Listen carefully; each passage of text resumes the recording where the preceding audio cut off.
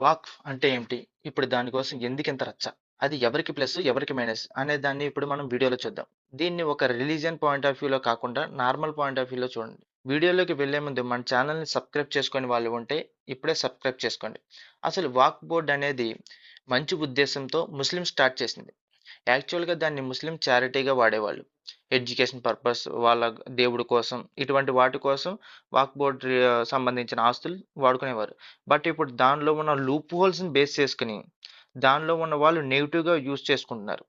అది ఎలా అంటే, అదే చెప్తా. యాక్చువల్‌గా నిజంగా దీని గురించి ముస్లిమ్స్‌కి తెలిసినంత ఇదిగా హిందూస్‌కి గాని, వేరే రిలీజియన్ వారికి నిజంగా తెలీదు. యాక్చువల్‌గా ముందు ఉన్న యాక్ట్ ప్రకారం వాక్‌కి రిటర్న్ రూపంలో కాకుండా వాక్ రూపంలో అంటే మాట రూపంలో ఇచ్చినా సరే వాక్ఫ్ అనేది హ్యాండ్ ఓవర్ చేసుకునేది. ఒక్కసారి వాక్‌కి వెళ్ళింది అంటే ఆర్టికల్ 85 ప్రకారం దాని హక్కులు మొత్తం మనం కోల్పోయినట్టే. ఒక్కసారి వాక్‌కి